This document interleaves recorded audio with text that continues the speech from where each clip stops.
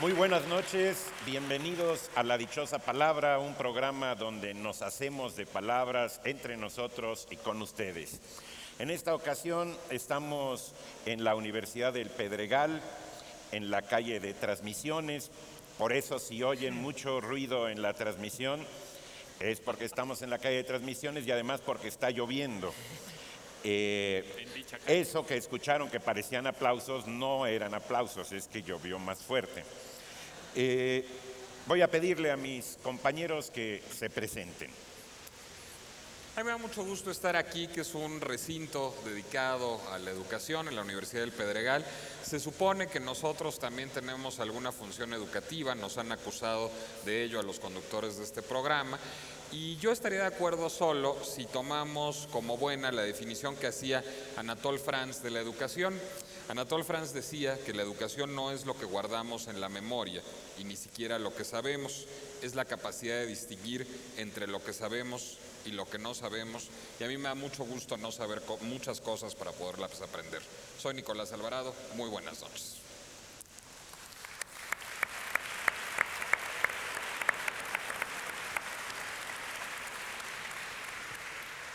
Ramón Gómez de la Serna, a quien debo indirectamente mi primer paseo en elefante, dice en alguna parte, cuenta en alguna parte, una anécdota sobre dos poetas japoneses, Matsu Basho y uno de sus alumnos, que era un poeta satírico. Y este último escribió unos versos cómicos, un haiku cómico, que decía lo siguiente: una libélula roja, le quito las alas, un chilito. Y es que en efecto, cuando uno le quita las alas a una libélula, se imagina que puede quedar como un chilito. Pero Matsu Basho, al escuchar estos versos, compuso los siguientes: un chilito rojo, le pongo alas, una libélula. Ojalá que las universidades enseñen a sus alumnos, sobre todo, a colocarle alas a los chilitos antes que a quitárselas a las libélulas. Buenas noches, soy Pablo Boullosa.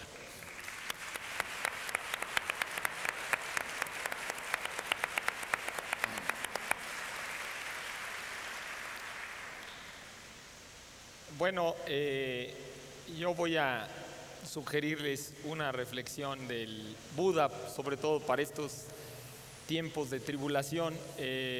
Pienso en tiempos de tribulación por algunas de las preguntas que aquí nos han planteado en este momento. Sopesa las verdaderas ventajas que tienen para el corazón el perdón y el resentimiento. Y después escoge. El Buda. Soy Germán Ortega, ¿cómo les va? Buenas noches.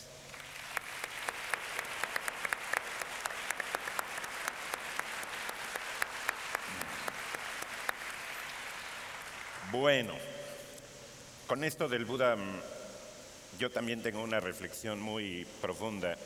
Los mexicanos debemos estar muy orgullosos porque en nuestro boxeo contamos con el boxeador más esperado de todos los tiempos, el ratón Mesías. Bueno, tenemos aquí algunas preguntas. Comenzamos con ellas. Sí.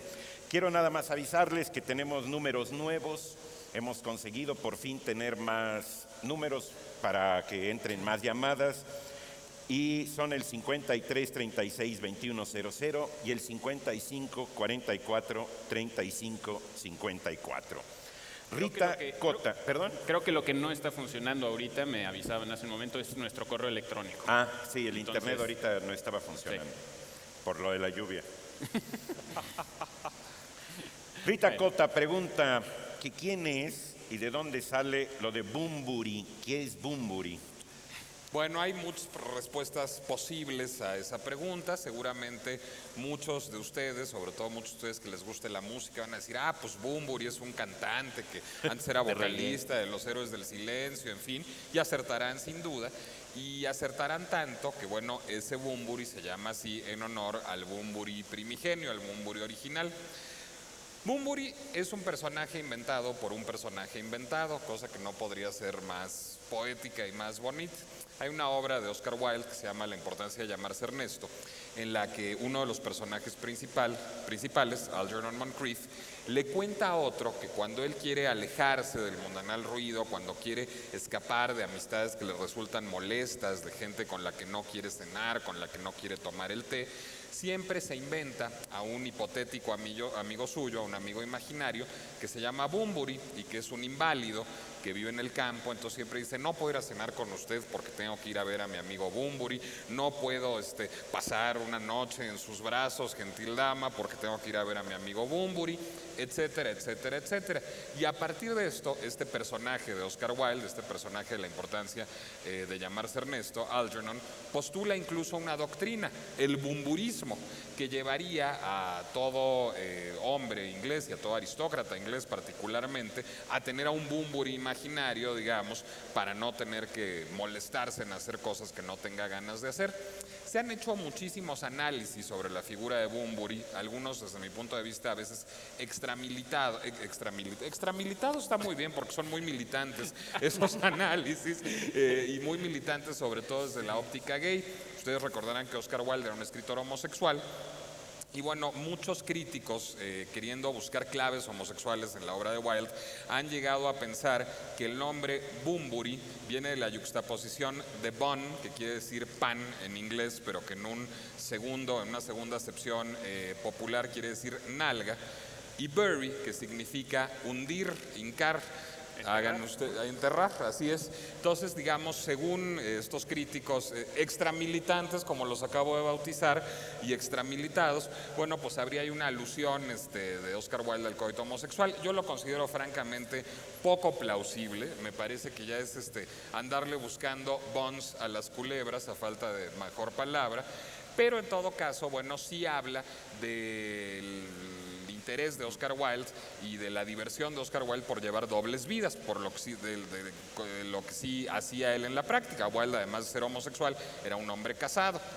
Ahora bien, de hecho, la esposa y los hijos lo acompañaron pues más tiempo incluso que el famoso amante Bosie, ¿no? Lord Alfred Douglas, que era como muy mala persona de entrada. Sí, pero claro, pero la esposa siguió con él pese al escándalo y todo, lo acompañó a París, etcétera, ¿no? Si bien al final, después de que Wilde cayó en prisión, la esposa y los hijos se cambiaron de apellido porque era imposible vivir con ese escándalo. Ahora, también un poco, yo creo que además de referirse a esta doble vida que llevaban y que tenían que llevar, digamos, los homosexuales en esa Inglaterra victoriana, de alguna manera también es una denuncia, yo creo, digamos, a esta hipocresía, a esta, diríamos, exageración de la cortesía inglesa, ¿no? Pero yo creo que Wilde la celebraba en alguna medida también, ¿no? Pero hay una relación como ¿no? ambigua con esto, sí, digamos, irónicamente. porque realmente es una forma eufemística, diríamos, indirecta, de no afrontar un problema, digamos, de social y decir, pues simplemente no puedo ir porque tal cosa pasa directamente o porque no quiero ir, ¿no? Así es. Decía alguien, no me acuerdo quién decía, que la definición de un hombre libre era el que podía negarse a una invitación, por ejemplo, que te invitan a cenar, sin necesidad de dar ningún tipo de justificación. Pero eso es difícil, ¿no? Creo que todos, la mayor parte de las personas que conozco dan algún tipo de justificación diferente a no voy porque no quiero. Llegan a matar varias veces a sus parientes. Sería un poco fuerte decirle a alguien: fíjese que no voy a cenar con usted porque me cae mal, cocina horrible, su casa es espantosa, por favor no me invite. Pero volviendo un poco a los nombres, y ya que mencionaste la importancia de llamarse Ernesto, en inglés el título de esta obra significa un par de cosas, ¿no? Porque es difícil de traducir al español. The Importance of Being Earnest, pero está escrito con EA. Earnest significa íntegro, constante, de una pieza. De hecho, en francés la obra se llama L'importance d'être constant, de ser constante. Y sí, todo el tiempo se juega, digamos, con la importancia de dos aristócratas británicas, de tener un buen nombre y de que este hombre se llame Ernesto, que es la gran metáfora, digamos, que usa Wilde sobre todas estas convenciones de la aristocracia británica, que ve, como dice Germán, con gran ironía. Una acotación final. Si Enrique Bunbury, este cantante, decidió ponerse Bunbury, es porque quería también mantener una doble vida. Es decir, alguna vez que me tocó entrevistarlo, Enrique Bunbury me decía que a él le interesaba mantener al verdadero Enrique alejado del Enrique de las candilejas, del Enrique de los discos, y por eso se dotó de una máscara tan ostensible y tan evidente como la máscara de Bunbury.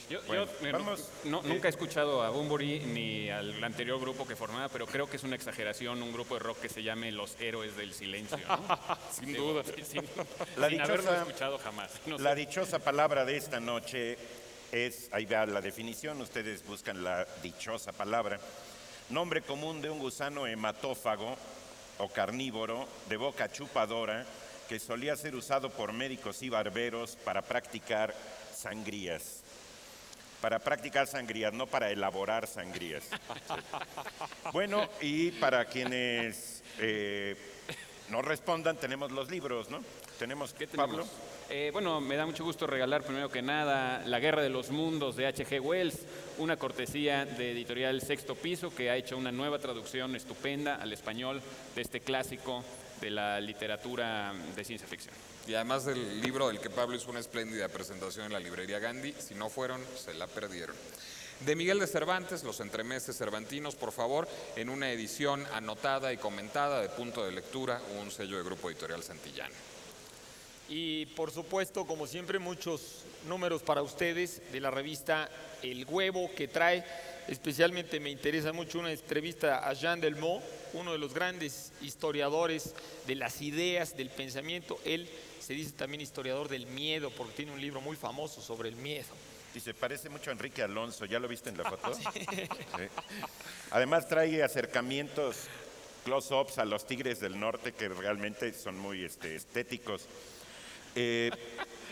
Bueno, vamos con otra pregunta. Perdón, yo quería hacer una acotación ahí porque no dije que Los Entremeses Cervantinos son por una cortesía de la librería del Sótano. Perdón a ella. Hablando de Cervantes, Rosa Pineda pregunta sobre la canción que Cervantes escribió a la Virgen de Guadalupe. Esa es una buena trivia, ¿verdad? Bueno, pues yo creo que ahorita que estamos en la época de celebrar, en este año que estamos celebrando la 400 edición original del Quijote, no la primera edición del Quijote, en el que hay tantos eventos sobre el Quijote, probablemente de ahí venga la pregunta.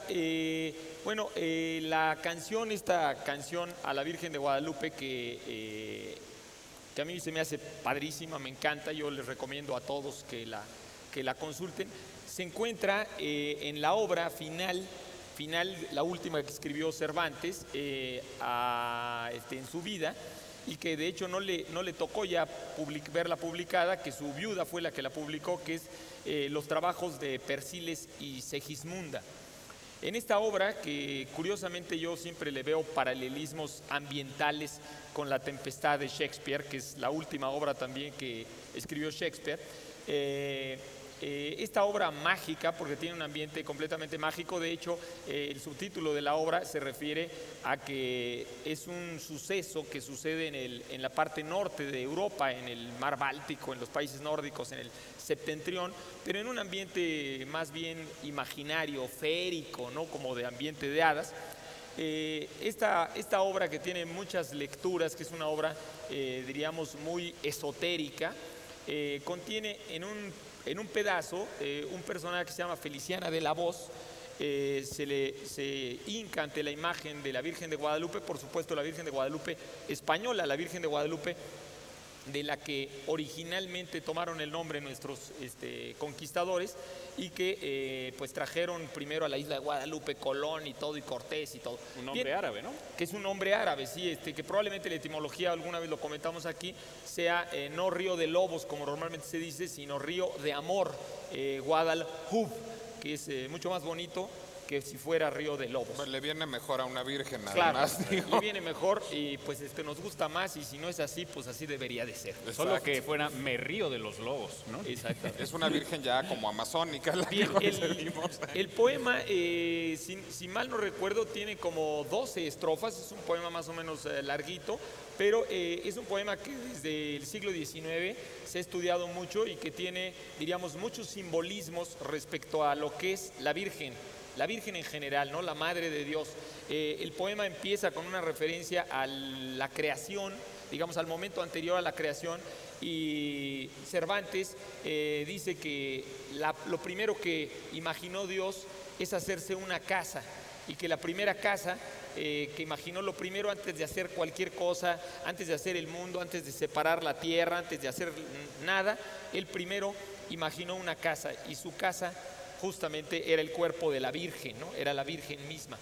El poema realmente es bellísimo, se lee muy fácil, tiene una lectura rápida, pero tiene muchos simbolismos. De hecho, ha sido muy estudiado sobre todo por los cabalistas modernos, los estudios de lo esotérico, y realmente tiene una lectura muy profunda, hace referencias prácticamente a la posición y al simbolismo de la Virgen en toda la historia del cristianismo. Yo se los recomiendo que lo busquen en Persiles y Segismunda. Bueno, que decía Cervantes que era la obra de él que más le gustaba. Él creía que posiblemente en la posteridad le reservaría no el Quijote, sino los trabajos de Persiles y Segismunda, pero realmente es mucho más leído. Muchas veces les falla eso a los escritores, también le gustaba que lo tomaran más como poeta. Ahora sería buena ocasión para leer ese poema. Claro, y nosotros somos guadalupanos. Preguntas al público presente, para que el que se la ganen sepa, qué? alce la mano. ¿Vale? ¿Pero y qué se ganan? Se ganan revistas. ¿Y de qué revistas se ganan? El Huevo y Tragaluz. Se llevan ejemplares de las revistas El Huevo y Tragaluz. Está muy buena la pregunta. Que no crean que hablamos solos. Nombre Nos del dicen de psicoanalista suizo que trató a la hija de James Joyce. La hija de James Joyce, como tenía un papá como James Joyce, tuvo que ir a dar al psicoanalista. ¿Cómo se llama ese psicoanalista? Levante Es la un mano el que psicoanalista sepa. muy Allá, famoso allá por el- Isabel. Mira, ¿Por ahí está? ¿O ¿sí? no? ¿Alguien quiso levantar la mano? Allá atrás, sí. Sí llegan los micrófonos hasta Ahí va. casi la última fila. Tu nombre primero, por favor.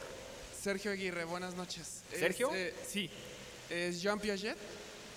¿Perdón? No Jean, soy yo. Jean Piaget. No. No.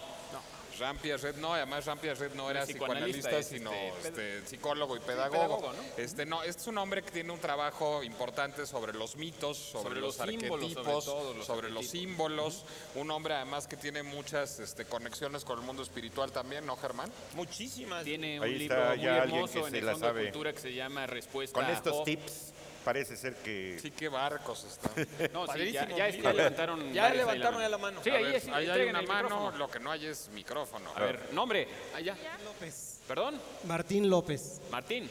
¿Sería Eric Fromm? No, A ver, no allá, es allá, Eric allá, Fromm. allá. Yo A creo ver, que lo acá que hay pasa otra es mano. Allá, que Nico, allá primero. yo creo que lo que pasa es ¿ya? que no oyen bien, entonces ni siquiera saben qué estamos preguntando bien. A ver. ¿Sí? Jung. Jung. efectivamente. Correcto. ¿Cuál es tu Carl nombre? Gustav Jung. Carl. ¿Y tu Gustav. nombre cuál es? ¿Perdón? ¿Luz María? Luz María. Perfecto. Igual y no dijo Muy bien, Jung, Luz pero María. como Bueno, no oímos, pues no importa. Vamos a un corte y volvemos en un momento. Sas.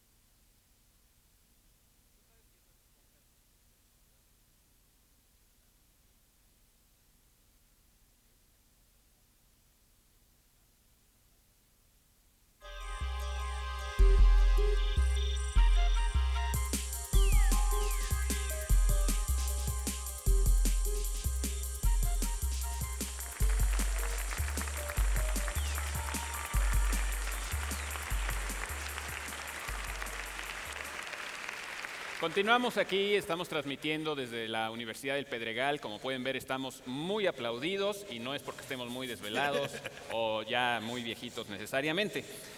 Tenemos varias preguntas que nos han hecho las personas que nos hicieron el favor de acudir a esta explanada central de la Universidad del Pedregal. ¿Alguien quiere responder alguna de las preguntas del público presente? A ver, Nada más digamos el nombre y pidamos que se identifiquen por allá.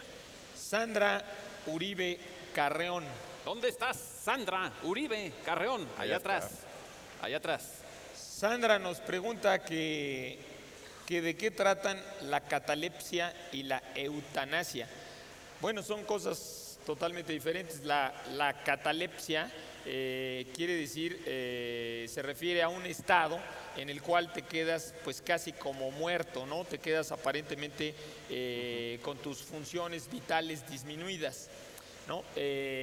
Cata, aparece este inicio de palabra, aparece en muchísimas otros términos. Bueno, en catatonia de lo que ya hemos hablado. De lo que hablamos. Sí, la semana Exactamente. pasada. Y catabasis, catárquico, etc. Catalina. Catalina. ¿Qué tiene? No, Catalina. Catalina no.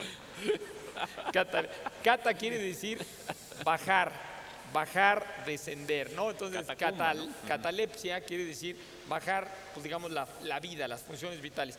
Eutanasia, por supuesto, se refiere, ahora es muy, muy discutido esto de la eutanasia, porque tiene que ver con una idea muy antigua en muchas sociedades del derecho a decidir cuándo quiere uno morir y cómo quiere uno morir. De que un gran periodista, filósofo, historiador de origen húngaro, pero que terminó siendo inglés, Arthur Koestler, defendió en Inglaterra al mismo tiempo la pena de muerte, quitar la pena de muerte y la eutanasia, luchar por la eutanasia. Y él decía que porque es el mismo derecho, el derecho a que el que quiera vivir debe de vivir, no tenemos derecho a quitarle la vida a nadie porque todos como humanos tenemos oportunidad de mejorar y de transformarnos y de corregirnos. Por lo tanto, él estaba contra la pena de muerte y también estaba por el derecho a vivir o a morir, si uno quería, en el momento que uno quisiera. Entonces, por lo tanto, que en los hospitales y todo esto que decimos, el que quiera pues desconectarse, si está en condiciones, digamos, muy, muy terribles físicamente, que debe tener el derecho a morirse sin que se le vea mal ni que se le critique, ¿no? Bueno, y si ya te mueres, pues te critican, pues ya te No mueres. digo, pero socialmente. Lo que ciertamente encontrarás es gente que esté a favor de la eutanasia, pero no encontrarás gente a favor de la catalepsia, digamos. Ahí sí, no conozco a nadie que favorezca esto. Por cierto, Los magos, había una cosa que yo no he podido averiguar. Los magos pueden estar a favor de la por ejemplo, entre las momias que hay exhibidas en Guanajuato, hay una que probablemente padeció catalepsia porque se ve en la forma en la que está, al menos eso te dicen los guías de turistas allá en Guanajuato, por la forma que tiene puestos los brazos, parece ser que fue enterrada viva. Este es el problema grave de la catalepsia. Eso ya no ocurre hoy porque creo que cuando te mueres, independientemente de todo, te sacan la sangre, etcétera, pero ocurrió bastante y corría el mito de que al pobre de Joaquín Pardavé le habría pasado eso. No lo he podido Sí, es una de comprobar las realmente, leyendas. pero esa Suena como versión a corre, leyenda ¿no? urbana, ¿no? Pero Esa leyenda urbana corre por ahí. sí. ¿Alguna otra pregunta del público? Sí, Leticia Rey Vivero. ¿Dónde anda ¿Dónde Leticia, está Leticia? Rey Vivero? Hazte presente. No vemos a Leticia. está. Ahí está Leticia Rey Vivero. No vemos porque estamos ciegos, no porque no esté Leticia. A ver, levántate, Leticia, que te está No, por ya ahí se buscando. levantó, pero ¿qué ya quieres te que haga tomó y todo. sentadillas ahora? Perdón, pensé que se iba a tomar la cámara, Leticia. Bueno, Leticia, además de darnos un mensaje muy generoso para el programa, nos pide que hablemos sobre Ayn Rand, una mujer extraordinariamente controversial. Ayn Rand es una narradora y filósofa estadounidense que tenía, digamos, como ideas políticas muy raras. Ayn Rand era una mujer liberal de derecha muy de derecha, es decir, en lo que creía Ayn Rand fundamentalmente era en un mundo en donde hubiera, digamos, un pensamiento liberal, en donde el Estado no se metiera en lo que pensaba la gente, pero en donde también de alguna manera fueran las grandes empresas, las grandes, digamos, el gran capital, el que predominara y en donde no hubiera política social alguna. Ayn Rand, digamos, postulaba un individualismo a ultranza, en donde cada ser humano tenía que velar única y exclusivamente por sus propios intereses morales, políticos, financieros, etcétera, sin preocuparse jamás por los intereses de los demás, y esto llevaba pues, a una suerte de darwinismo social, es decir, a que se fueran muriendo los más débiles, que ella avalaba plena y absolutamente. Ayn Rand tiene muchos libros de filosofía muy raros, en donde expone estas doctrinas, que son poco leídos y poco visitados, pero lo que sí tiene son dos novelas que son muy famosas, que se llaman El manantial y La rebelión de Atlas. El problema adicional con Ayn Rand, digamos, además de que es una persona muy reaccionaria, aunque Pablo y yo tenemos un amigo que dice que reaccionario es todo aquel que no piensa como uno, pero bueno, permítanme calificar de reaccionaria a Ayn Rand, no era una muy buena narradora. Entonces las dos novelas famosas de Ayn Rand, El manantial y La rebelión de Atlas, oscilan un poco como entre el panfleto propagandístico y la telenovela. Sin embargo, he de reconocer que son muy entretenidas. El manantial narra la historia de Howard Rourke, un arquitecto que a través de un individualismo ultranza hace cosas como dinamitar proyectos arquitectónicos que le encargan porque le movieron 3 cosas al edificio y entonces está violando su visión, cosas por el estilo. Y La rebelión de Atlas es una historia sobre una rebelión que hacen los grandes empresarios del mundo, cansados, según la visión de Ayn Rand, de cargar a cuestas el peso del universo entero y del mundo político y financiero de nuestro planeta. Es una escritora controversial, es una escritora rara, es una escritora con la que yo comulgo poco, pero he de reconocer que es muy, muy, muy entretenida. Yo quisiera recomendar algo muy entretenido de otro autor que es anterior a Ayn Rand, que es, si no me equivoco, Bernard Mandeville, que tiene un libro que se llama La fábula de las abejas, está publicado por el Fondo de Cultura. Ese libro, La fábula de las abejas, es un pequeño poema donde habla precisamente, expone esta filosofía que tú mencionas, incluso incluye esa famosa frase que dice: los vicios privados hacen las virtudes públicas. Es esta teoría de que si cada quien persigue su propio bien, a la larga todos salen beneficiados. Con esto está muy bien expuesta, digamos, de una manera ya con una exposición argumentativa bastante interesante y bueno, es una lectura que recomiendo. Hay que dar la pregunta especial, perdonen que me haya colgado, la pregunta especial de esta noche es creo que no es para la gente que está aquí, no sé, ahorita me va a indicar mi productor, sino para la gente que está viéndonos en sus hogares. Y la pregunta es la siguiente, ahorita que la encuentre. Es, el doctor Ludwig Zamenhof, un físico polaco, inventó el Esperanto. Eso no es parte de la pregunta, ese es un hecho que es una pista para que ustedes conozcan la respuesta. ¿Qué cosa inventó Johann Martin Schleyer? ¿Qué inventó Schleyer? No está fácil, pero si ustedes se fijan con la pista que estamos dando del inventor del Esperanto, pues pueden un poco empezar a comprender por dónde va esta pregunta difícil. ¿Qué es lo que le vamos a regalar a la gente Nicolás, que sea tan culta como para saber esta respuesta? Bonitas y variadas cosas como el pequeño Larousse ilustrado, que siempre les digo que no es tan pequeño como su nombre parecería indicar y que es, bueno, pues un referente obligado para cualquier biblioteca. Pero bastante ilustrado sí es. También, ¿Qué más? De editorial Trillas, El proconsulado de José Vasconcelos, con un prólogo de este gran historiador Jan Meyer. y también 5 pases dobles para el miércoles 24 a las 5 de la tarde para el Circo Ataide y 5 para las 8 de la noche. Bueno, pues allí lo tienen ustedes, marquen nuestros teléfonos. Si ustedes conocen esta respuesta, se podrán llevar estupendos regalos. Tenemos tiempo ya no más que para una pregunta al público. Le vamos a preguntar al público presente aquí una pregunta que acaba de inventar Nicolás. Es una pregunta capciosa, pero no cataléptica, espero. Y la pregunta es, queremos el título de una novela escrita por Octavio Paz. Facilísimo, aquí, a ver, rápidamente levantaron la mano en la tercera fila. Abusado, abusado. Una novela escrita por Paz. Y Novela. dinos tu nombre primero. Alina. ¿Perdón? Alina. ¿Alín? Alina. Alina. Alina. El laberinto de la soledad. No. No, No, novela. no le atinó a Sí la Alina. escribió. El laberinto de la sociedad es un libro de Octavio Paz, es pero un no libro, es una pero novela. no es una novela. Queremos Una novela. novela. El género. Estamos preguntando por un género de escritura. ¿Y Ahora- cuántos somos los que queremos una Pero no novela solo de eso, Octavio Paz? le estamos diciendo que es capciosa la pregunta. A ver, a ver. A ver, Parece ser que es el prisma. ¿perdón? El prisma. No entiendo. El prisma. No sé qué está... No, No. no. Ese ni libro de Octavio Paz es. No. Allá atrás hay un caballero culto que va a darnos una respuesta sesuda. Antonio de la Mora. ¿Perdón? Antonio de la Mora no escribió novelas. Octavio Paz. Perfecto, Antonio Bravo. de la Mora. Octavio Paz no escribió una sola novela. Las novelas de Octavio Paz se parecen mucho a las de Borges. Sí. Sí. Son, Y de sabes hecho, que idénticas. las de ambos Son les idénticas a gustan las de mucho Borges. a esta señora que todavía sigue leyendo el cuento del dinosaurio de Monterroso, el que ya Así lo es. empezó a leer.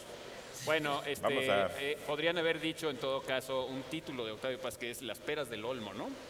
Exactamente, porque Claro. sería pedirle peras al Olmo, pedirle a Octavio Paz que escribiera poemas, que escribiera novelas, perdonen por este estúpido lapsus. Vamos a hacer una pausa y regresamos aquí a la dichosa palabra después de unos minutos.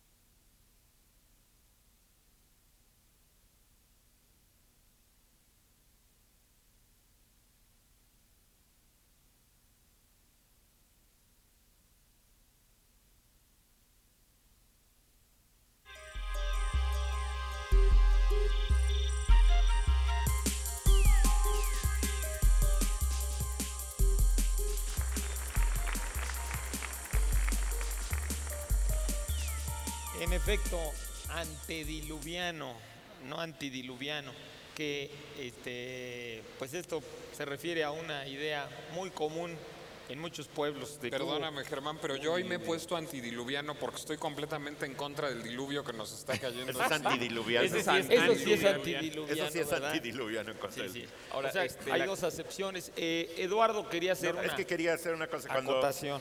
dijiste lo de la autora que era reaccionaria, hay una definición de reaccionario muy interesante que hace eco. Cuando analiza las novelas de James Bond, de Jan Fleming, dice que es reaccionario no por las ideas políticas propiamente, sino por proceder por esquemas, por siempre aplicar la misma receta. Es muy interesante el planteamiento. Bueno, es en cierto. ese sentido sería una especie como de definición de reaccionario a lo formal, ¿sí? Es decir, quien repite siempre lo mismo y por eso no iría con una idea Y evolutiva. tiene toda la razón, Eco. Además, el placer de leer una novela de James Bond o cualquier novela de género es ver, digamos, de qué manera llegamos a un resultado que ya conocemos y que incluye ingredientes que ya conocemos. Y, digamos, el placer estriba en ver las mínimas variantes que hay en esta nueva entrega del capítulo. Entonces, tiene toda la razón. La interesante. literatura de género suele ser muy reaccionaria.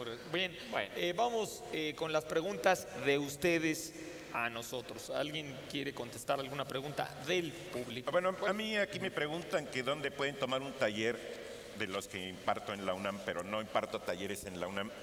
Hay talleres en la Escuela de Escritores de la SOGEM, que es una escuela de que tiene un diplomado con distintas, donde se ven los distintos géneros literarios. También por lo general en las casas de cultura hay talleres de literatura, de poesía, ¿no?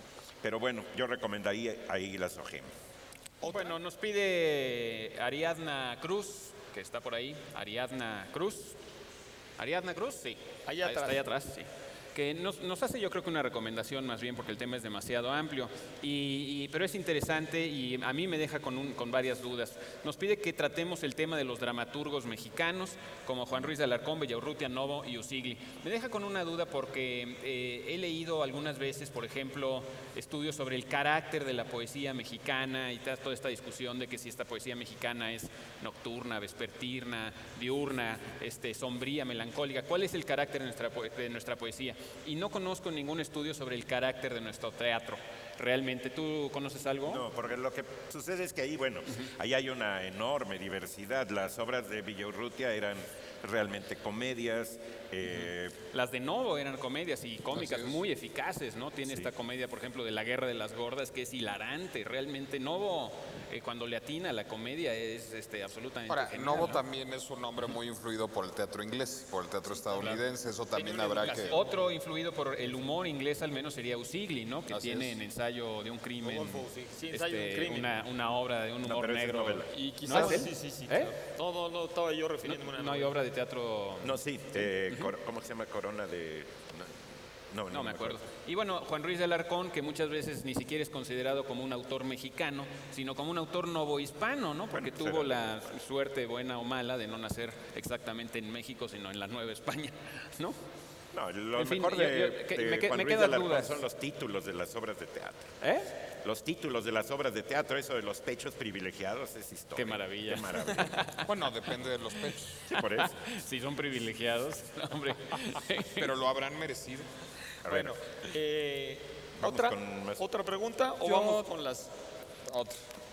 Uy. Bien, nuestra dichosa palabra, recuerden, Tenemos nombre una- común de un gusano hematófago o carnívoro de boca chupadora que solía ser usado por médicos y barberos para practicar sangrías. Yo he oído que incluso todavía hoy en algunos hospitales se guardan algunos de estos animalitos porque tienen algunas virtudes para... Sí. se emplean en algunas enfermedades todavía No porque, solamente porque sí. en la boca tienen una sustancia especial que va cicatrizando inmediatamente. Entonces jala la sangre pero no abre la piel, ¿no? Sí, recientemente exactamente sobre eso vi un programa de un estudio muy amplio en Europa sobre estos animalitos, de exactamente que le están sacando una serie de sustancias muy provechosas para la Son medicina animales con moderna. mucho provecho, pero como palabra es muy despectiva, al menos en México. Yo preferiría quedarme con la duda de sus beneficios, francamente. Bien, los que atinen a la palabra se van a llevar, Eduardo. Aquí tenemos un libro que es de Juan Antonio Rosado, un extraordinario escritor, investigador, erotismo y misticismo, que es sobre la literatura erótica, abarcando a Juan García Ponce. Este es de la Universidad Autónoma de la Ciudad de México y Editorial Praxis. También tenemos esta novedad de Ediciones Alforja y de la Universidad Autónoma Metropolitana. Se llama Versos Comunicantes, es ya el segundo volumen. Son poetas iberoamericanos que entrevistan a poetas iberoamericanos. El coordinador de la edición es José Ángel Leiva, el poeta José Ángel Leiva. Y por cierto que este volumen se va a presentar mañana, el 21 de agosto, a las 12 del día, en la Sala Manuel M. Ponce del Palacio de Bellas Artes.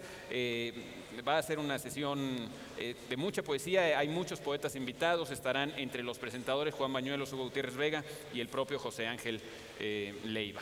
Así es que hay una cita mañana en Bellas Artes a las 12. Y por una cortesía de sí misma, tenemos ejemplares de la revista Metapolítica, ahora con la segunda parte de su edición sobre México en la cultura, textos de plumas tan importantes como Carlos Monsiváis, Carlos Fuentes y Carlos Pereira, por hablar solo de los Carlos que escriben en este número de Metapolítica. La importancia de llamarse Carlos. Bueno, Carlos Pereira ya murió, o sea que debe ser un texto póstumo, por cierto. ¿Eres tú, Carlos?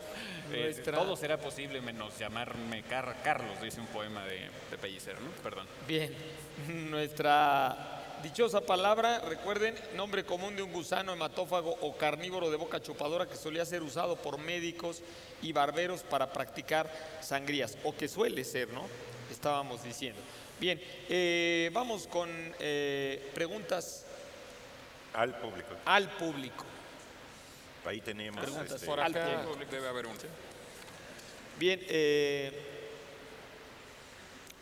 ¿cuál es el nombre real de la escritora francesa George Sand, George Sand, el nombre real de esta famosa escritora francesa del siglo XIX, vivió amiga de muchísimos grandes escritores, músicos, poetas, etcétera, etcétera. Muy amiga, digamos, ¿no? Sí, de Chopin, vivió un tórrido romance con Sí. Chopin. Con Musset también. vivió Allá, un torrido ¿tu nombre? romance. Mi nombre es Luis González, la respuesta es Aurora Dupin, ¿no? Perfecto. Exactamente, perfecto.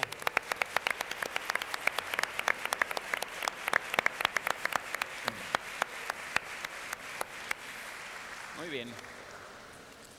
Otra pregunta para el público, pues ya se nos acabaron. Otra pero que por nos el cuesta público se nos inventarnos una. acabaron, pero vamos con el público, con el público que tenemos en el teléfono. Adrián Flores nos habla que si por favor podríamos hablar de el hombre sin atributos, el hombre sin cualidades. El hombre sin atributos es una novela extraordinaria de Robert Musil, o Musil le dicen algunos. Es un autor que para mí es interesantísimo por la ironía que maneja. Es un autor básicamente irónico, un narrador irónico, y que pone siempre en duda todos los valores establecidos. Es una novela que no alcanzó a terminar. Siendo Pueden larguísima. encontrar una edición en 4 tomos, en 6 barrales, que es realmente extraordinaria, y siempre pone en crisis los lugares comunes. Yo recuerdo en una obra de teatro, hay algo que lo podría ejemplificar muy bien, en una obra de teatro de Musil, que se llama Vicens o la amiga de los hombres importantes. Están dialogando la pareja que acaba de tronar y él le dice, esto tiene que terminar de una vez. Y ella lo ve y dice, ¿por qué piensas que tiene que terminar de una vez? Ve, por ejemplo, este cepillo. ¿Cuántas veces termina? Termina en cada una de sus cerdas, termina en un extremo, termina en el otro, termina en el anverso. Yo no sé de dónde sacan los hombres ideas tan seguras. Ese es el tono que siempre va poniendo en crisis, el tono irónico de Robert Musil, ¿no? Además, bueno, en El hombre sin atributos pueden ustedes encontrar el incesto más bello de la literatura de todos los tiempos, en mi opinión, ¿no? Pero es con una prima, ¿no? Pues si les digo ahorita ¿con con Diotima? quién va a ser no es su prima. Bueno, pero estaba Es basado- más incestuoso todavía. En la vida real estaba basada en la relación de Musil con una amiga, pero digamos a él le pareció que había que tomar este episodio de su vida personal para darle un carácter incestuoso. Yo coincidiera con el diagnóstico y me parecería también que El hombre sin atributos es uno de los mejores diagnósticos de por qué sucedió la Primera Guerra Mundial y de la crisis del Imperio Austrohúngaro en la, digamos, segunda mitad del siglo XIX y principios del siglo XX. Es decir, es una novela, como bien dice Eduardo, muy socarrona con respecto al temperamento mismo de los austriacos y del Imperio Austrohúngaro. Y que incluso Pero no- se consideró una novela expresionista y Musil lo negó, pero bueno, por supuesto comparte este ambiente de colapso de un imperio, de colapso de un mundo cultural en el cual, por supuesto, Musil también ve el colapso de la civilización y de los valores occidentales en general, europeos en general. Claro, ¿no? yo solo quisiera apuntar que la novela es muy pesimista, es decir, aunque tenga una especie de humor ahí o de ironía, realmente es una novela muy pesimista y muy confusa para un lector que está habituado a agarrar una novela que narra una historia y que pues sigue el hilo de esa historia donde se van desarrollando las cosas. Da la impresión a veces de que Musil empieza a escribir y en el siguiente capítulo empieza casi como a negar o ha olvidado enteramente lo que ha escrito unos capítulos antes. Esto es deliberado, coincide con esta fragmentación de las formas, por ejemplo, en el arte plástico es bastante evidente. Y por cierto, algunos dicen que El hombre sin atributos es casi una novela cubista porque en cada una de las partes de la novela está como borrado todo lo que viene antes o lo que viene después. No hay ese hilo conductor sencillo, así es que no es una novela que se pueda leer de una manera sencilla y grata, a menos que uno esté preparado para Habrá que entender decir esto, incluso que Musil pasó los últimos 20 años de su vida redactándola, que no la acabó y que muchos consideran que la novela no era acabable y que ni siquiera proyectaba acabarla. Es decir, cuando Eduardo decía son 3 tomos de este pelo y estaba inacabada, tampoco se ve venir ese final, ¿no, Eduardo? Sí, y es una novela que se podría calificar como una novela ensayística. Es decir, se plantea temas que resuelve de manera intelectual como si estuviera haciendo ensayos largos. Entonces, para un lector habitual, digamos, más de caballerías, más de movimiento, más de western, la novela resulta muy con una atmósfera muy pesada. Sí, ¿no? bueno, él es curioso que él, bueno, estudió filosofía, fue un militar. Fue del Poli, por cierto. Era como de la ESIME, porque estudió ingeniero mecánico en el Politécnico. Claro que el de Stuttgart, no el de acá de Zacatenco, ¿no?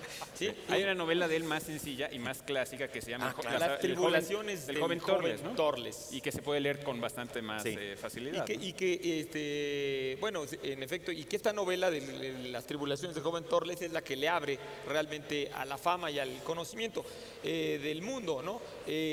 Ahora esta obra de la que platicamos del hombre sin atributos realmente tiene esa mentalidad en parte un poco ingenieril. Él decía de crónica y análisis. Ahora, Thomas Mann, que junto con Kafka y él han sido calificados por muchos alemanes como las mejores plumas en alemán de la primera mitad del siglo XX. Thomas Mann decía que la obra de Robert Musil, El hombre sin atributos, prácticamente iba a trascender más que cualquiera de las obras de él mismo, ¿no? Y no lo decía por compromiso, porque Musil hablaba bastante mal de Thomas Mann, entre paréntesis. Oye, ¿y tú te sabes la cuestión de la obra cinematográfica del estudiante Torles? Porque la hicieron película. Hay una película de Volker Schwellendorf, yo la vi alguna vez hace muchos años, sí, está en blanco y negro. En fin, es una buena película también. Yo no lo sabía. Una rapidita, no, pues esta no parece ser tan rapidita. Bueno, a ver, Nico, ¿por qué en Inglaterra se maneja del lado derecho? No es muy rapidita, pero pues si llega el momento del corte, ustedes me interrumpen. Bueno, originalmente en el mundo entero uno montaba a caballo y avanzaba a caballo del lado izquierdo del camino, a diferencia de ahora que vamos en el coche del lado derecho. ¿Por qué? Por dos razones. Uno, era más fácil subirse, dicen los que montan a caballo, yo siempre me caigo de los caballos, pero los que montan a caballo dicen que es más fácil para una persona diestra subir por el lado izquierdo, que es el lado del camino en este caso. Además, de esa manera, si se aproximaba a un adversario, uno tenía libre la mano derecha al ir del lado izquierdo del camino para desenvainar la espada y atacar. Germán lo hace con mayor... Por favor, una toma de Germán desenvainando la espada, porque lo hace con mucho más garbo que yo. Pero bueno, así sucedió durante muchísimos años en todos los países de Occidente. Japón manejaba, y iba la gente, digamos, por el lado derecho del camino desde el principio por alguna oscura razón. Pero resulta que después de la Revolución Francesa, en 1789, por supuesto, empieza a adoptarse la costumbre de que los aristócratas se pasen al lado izquierdo del camino. Ya desde antes de la Revolución, el pueblo de a pie iba del lado izquierdo del camino, simplemente porque a la derecha, del lado derecho del camino, simplemente porque a la izquierda pues iban los aristócratas. Y los aristócratas, para no ser mal vistos como vestigios prerevolucionarios, deciden pasarse también ellos mismos del lado derecho del camino. Y en Francia... Esto es por una razón muy simple, porque cuando tú lo sientes cuando vas en bicicleta manejando en la misma Ciudad de México, aunque teóricamente deberías ir pegado al lado derecho, te sientes más seguro cuando ves los coches venir de frente, porque si sientes que te van a embestir, te quitas. Claro. Entonces, eso era lo que hacían los peatones, digamos, antes de la Francia prerrevolucionaria en todas partes. Es decir, si venía el coche, lo querías ver de frente para poderte quitar, ¿no? ¿Qué es lo que hace la gente en las carreteras? La gente en la carretera no camina con el coche a la espalda. No camina con el coche a la espalda, Claro. camina de frente al coche. Napoleón es el que va a exportar esta costumbre post-revolucionaria de manejar del lado derecho, de ir del lado derecho del camino. Por eso será exportada a casi toda Europa, no a Inglaterra, porque Inglaterra no fue una conquista napoleónica, y por eso Inglaterra y varios países que fueron colonias inglesas, Australia, por ejemplo, Canadá, siguen manejando del lado derecho. Estados Unidos se emancipó del lado izquierdo. Estados Unidos se emancipó en algún momento del asunto. En los años 60 en Inglaterra se hizo un referéndum para ver si la gente quería adoptar, digamos, como el resto de Europa, la noción de manejar del lado derecho del camino, pero no fue popular, y ahora es una de las idiosincrasias particulares de Inglaterra, que sigue produciendo, por otra parte, coches con el volante del lado derecho para manejar. En Canadá manejan del normal. De hecho, en los años 60, Suecia, que antes manejaba del lado izquierdo, cambió de un día para el otro al lado derecho. Es decir, bueno, anunciando... ¿De un día para el otro? Sí, y todavía hay fotografías del caos mayúsculo que se provocó cuando se cambió esta ley de que tenían que empezar a manejar del lado derecho. Y algunos estudios en Canadá indican que de hecho sería más seguro manejar del lado derecho, como los ingleses, porque el ángulo de visión de las personas diestras de alguna manera es mejor también del lado derecho, pero bueno, esto ya es imposible porque esta es una cuestión de estándares. Sí, no lo Ya el intenten, mundo va por para el favor. otro lado. Bien, nos vamos a un corte y enseguida regresamos. Gracias.